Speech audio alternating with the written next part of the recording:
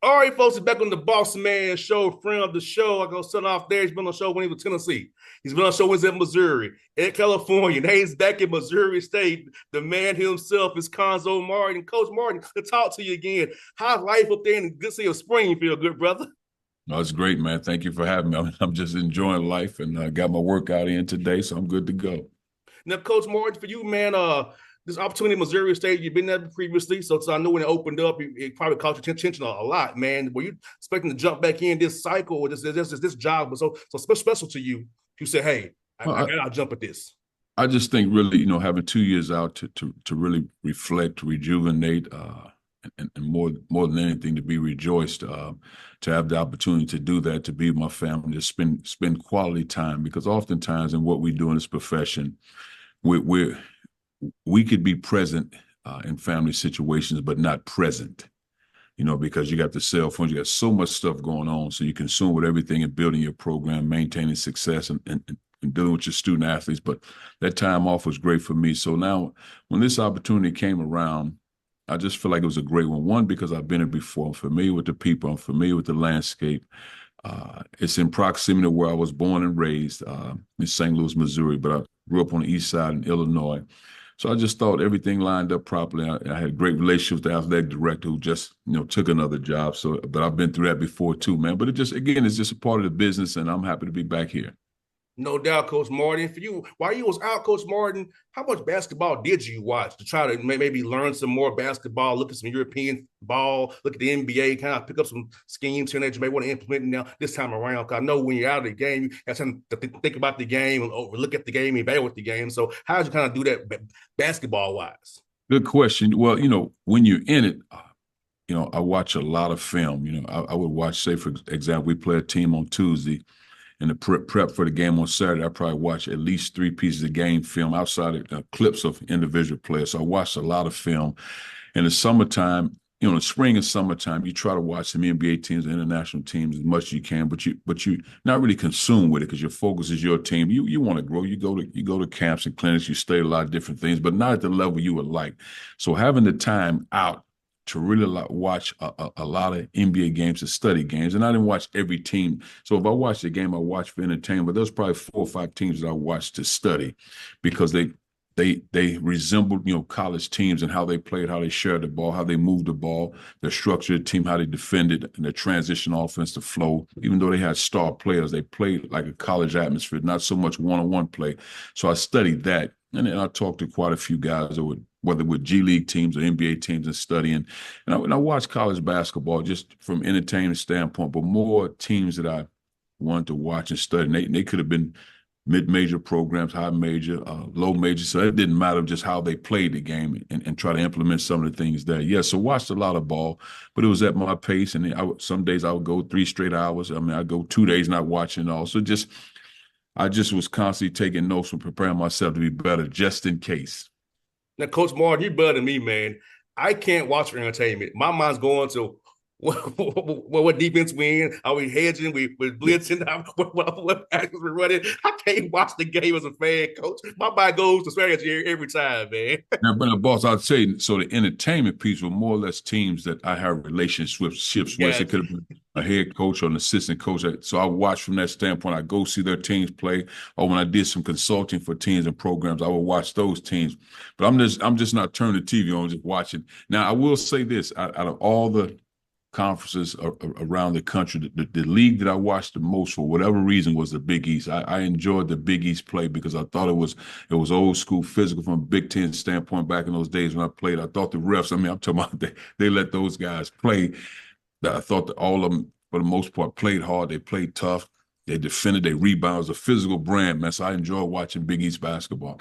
No doubt, Coach. You know what I love about the finals right now is watching my old buddy Al Horford, even Xavier Tillman. They're surviving the switch. When we go, if we're switching 1 through 5, we have a 5 minute they can survive that switch, man. And watching get 2 guys I know very well, Xavier Tillman and Al Horford, survive those switches, man, with Luka Doncic, Kyrie Irving, man. So impressive with bigs that move their feet and survive. Actually contest the shot the right way and maybe force them to do a fadeaway or not the shot they want. It's beautiful to watch, Coach. Man, I think when you're talking about those two teams, and I'm gonna go with Boston specifically. They have a togetherness, and they're built to win. And anytime you have an all-league guy like Al Horford who's committed to whatever it takes to win basketball games, whether you bring him in the starter or come off the bench, however you want to do it, he's accepted that role, and a guy of that magnitude has embraced that role. Then you have a Jaylen Brown, Jason Tatum, two talented guys, man. But if you're able to switch with big guys on those skilled players, man, it just goes to show you the willingness to win and do whatever it takes to win basketball games. You got to become selfless, and you got to embrace whatever role in order for our team to be successful. And I think both teams exemplify that. But when you're talking about those two big guys specifically, it's phenomenal to watch. And it's good to watch guys who can either defend up or defend down that down position and still be effective. And I think that's what young men in your program should want to strive to be. I can guard up or down my position and survive switches and be switchable on anything, flexible, so you can play them multiple minutes because they can do multiple things for you. So I think these two teams are good for your teams doing workouts to show like, hey, you want to play a lot and do it's effective. Watch these guys right here. Well, I think when you talk in the game, when you talk in terms of teams that are built to win championships, and these two teams are right there, they have the togetherness. I think the other part you have to have is a competitive spirit. And I think somebody has to win the games. So, and I think somewhere that's lost in the youth game, not to say anybody lacks talent, nobody's not coaching it. When you play a lot of games and you win a lot of games, you play in a whole weekend, you take for granted what it means to actually win the game. And then what it means, I think we have to be better as coaches. And you see these two teams, what it means to play hard. And I don't want to bring up any names in these championship games, but some guys don't play hard. They don't play hard. I don't care what the level stats, how much money you make, but they don't play hard consistently. Yes, and it shows sometimes. And I think the leadership piece, and I think both teams exude leadership, and we can be great leaders, whether we're vocal or communicate behind the scenes. You can do that. Then you have to have the emotional intelligence, man, in these type of atmospheres. They're hostile environments. You can't get so consumed with how the game is being officiated. You got to play the game, and then skill is skill. And you look at when you're talking about Jason Tatum, Jaylen Brown, Luka, Kyrie Irving, you're talking about some of the best talents in the world. I mean, right now, you're talking, if you say top 15 guys in the world, that's 4 of them right there. Oh, yes. No doubt, Coach Martin. For you, man, Coach Martin, you've had a knack for building programs the right way, getting guys to play the right way. Talk about that piece about yourself, coming to a new program, setting the standard, setting the culture, getting guys to buy in and be together and get them to want to play the right way for their brother and be connected on and off the court and follow the game and discipline the right way and just do things right all the time. Well, I think one, there has to be a level of commitment and sacrifice. And I go back to many times, everybody says the word sacrifice, and we know the definition of sacrifice. But I'll often say if you've never felt a great loss or given up anything from a great standpoint, then you've never really sacrificed anything. And I think in order to become a great team, there has to be a level of sacrifice because everybody, coming to this level, you played somewhere. Everybody's good at this level. So what do I need to do to be successful within this team? And I try to get that to guys understand that. And I show it in a lot of different ways, the commitment, the accountability, just the sacrifice of being on time every day. Can you consistently be on time every day? But also, I try to instill in these guys, are you blessed with this opportunity? Because oftentimes we take things for granted. Are you blessed with this opportunity? I'll give you an example. I went and I try to train with our guys, our players. Now, again, I can't train at that level, so I'm not saying that. But a couple of our guys, they went, one of our players and one of our student managers, we went to, graduate assistant, we went run the football stadium stairs this morning. And again, I'm not doing it at the level they are, but as we were walking over there, it's 85 degrees of sun shining, beautiful campus, you got trees and lights.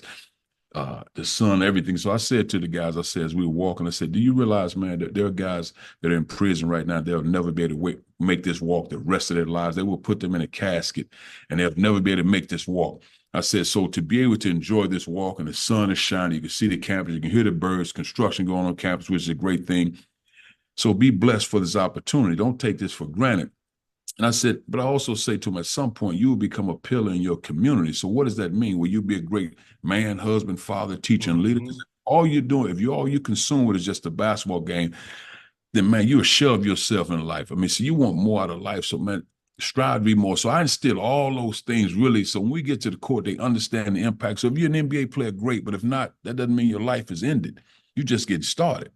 And so that's what we try to talk about more than anything, the accountability of what it means to be a man and be successful student athlete and doing things the right way and working as hard as you can work and just let the chips fall where they may. And Coach Moore, you said a word there, but that's something my dad always told me. He said, even though you didn't go pro, son, your radio shows impacting people still. And Yes. and Yes. my dad put that in my head some years ago because I was down for a while. I'm Mm. doing radio because I wanted to just to stay around the game, right? I really wanted to play, but it didn't work out for me, right? But my dad said, understand something, son. When you have coaches on your show, players on your show, you're impacting them and their families and other people who hear their story. So when my dad put that on me, coach, it changed my vision about this show where I'm doing it to impact others. And people hear you say today, Coach Martin, they'll hear that and it'll hit somebody. We're trying Yes. to like 1, 2, 3, 4, 5. If you hit somebody, we made a difference today on this show. I agree. I agree with that. And it just, really, I in my time, there's a lot of learning, which is beautiful learning. And what I try to say to our young men, you have to have the confidence to speak in a room of 1,000.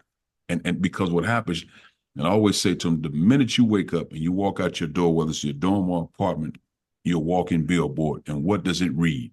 Just like you see those billboards on the highway, they reading you every day. So it's how you move. And you hear the quotes and sayings all the time, how you do anything is how you do everything. For the most part, that is correct. And I just think for us, and I tell these guys, society will always judge you. Society will always judge you. So why don't you show them what a kingdom man looks like? Show them what integrity and character looks like. Show them what accountability looks like. But also show them a man when storms hit. You deal with the storms, you embrace the storms, and you navigate through them. That's part of life. Every story is not always success from start to finish. We all go through something in life, and it's just how we handle it. And you got to wear pain, you got to wear disappointment, and you got to wear hard times with a smile. And I try to do the best of my abilities.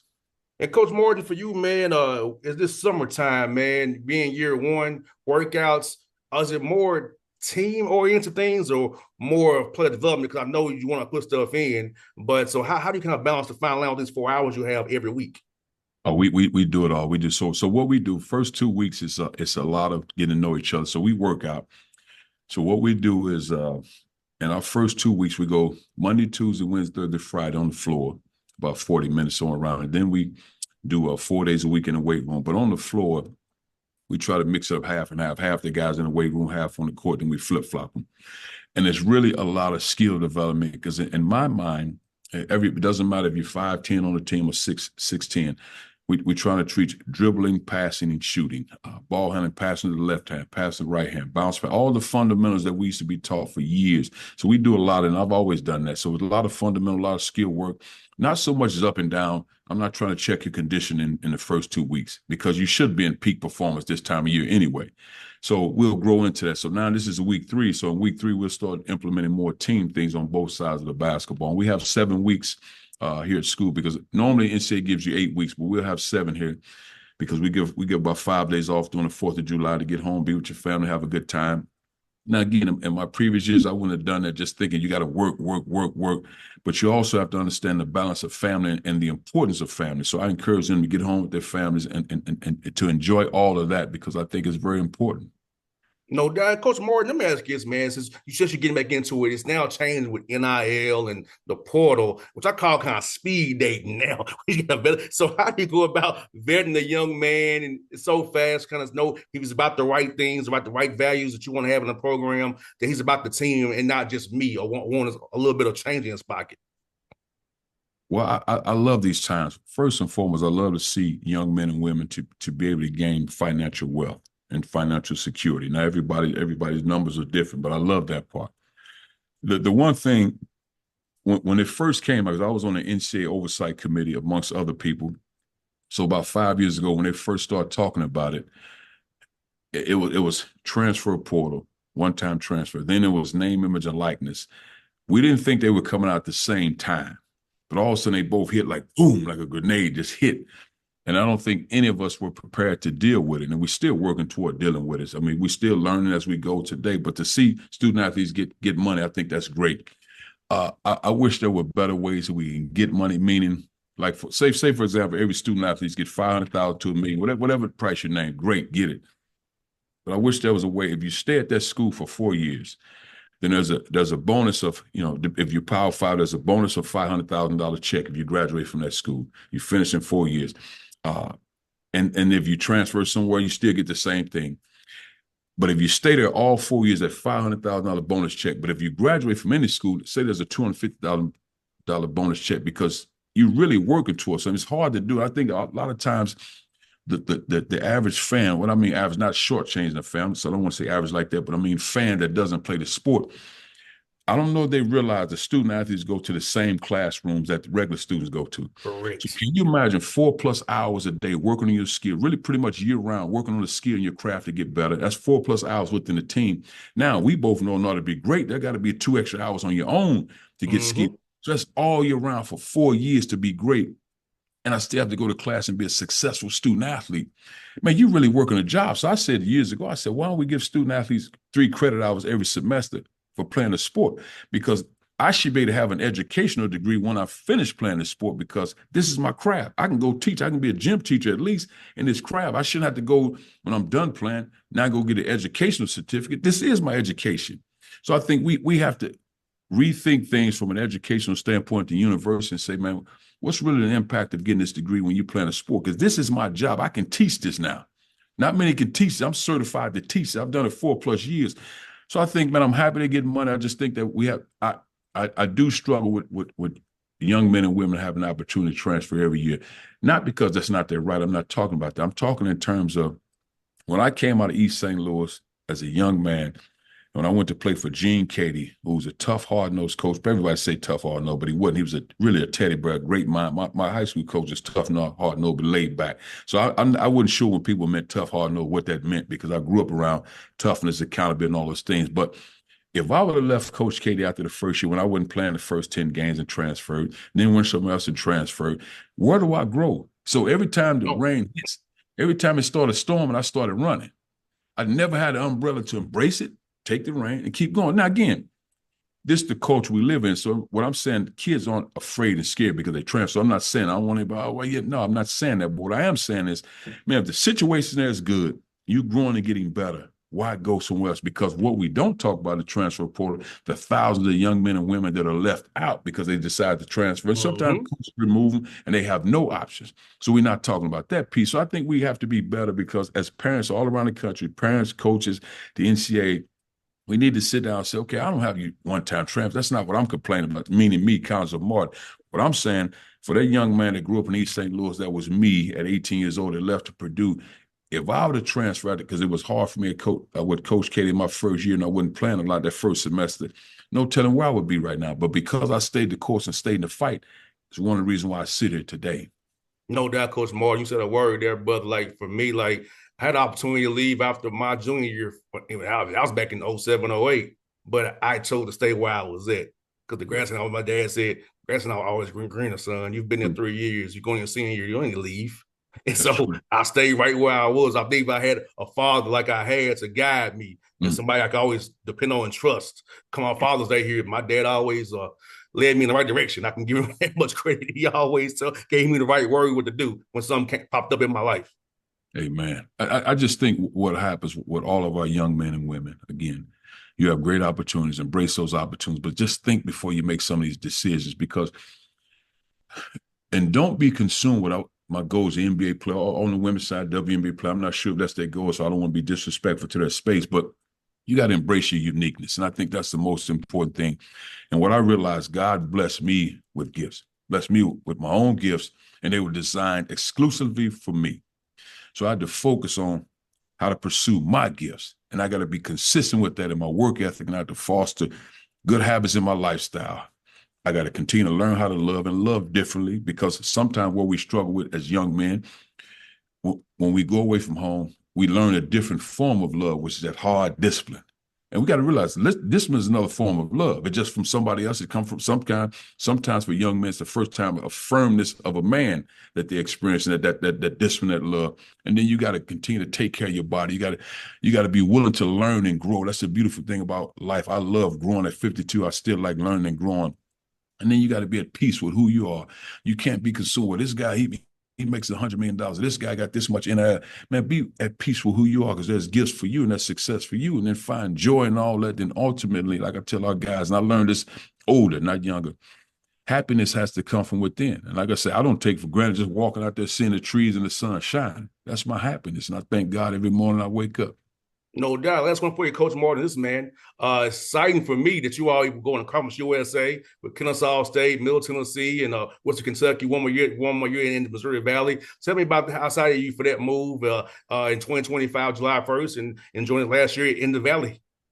Well, I'm excited to enjoy this last year in the Valley, which is a great league, and that's where I got my start. And a lot of valuable lessons, a lot of wonderful experience. I'm excited to finish the last year in the Valley, and I'm excited to move forward to the Conference USA, which is a great teams there too. And then change, sometimes change is good. I'm looking forward to that change, but right now we're gonna fight to try to win this Missouri Valley Conference championship first. No doubt. But Coach, I'll see you probably at Belmont. Rick knows I always come to Belmont at least, and I'll probably see you at Evansville too as well. So I'll definitely be cheering for you, man, because you always been good to me in the show, Coach Martin. So I'm always in your corner, brother. Boss man, thank you, man. Have a great day. Thank you, Coach.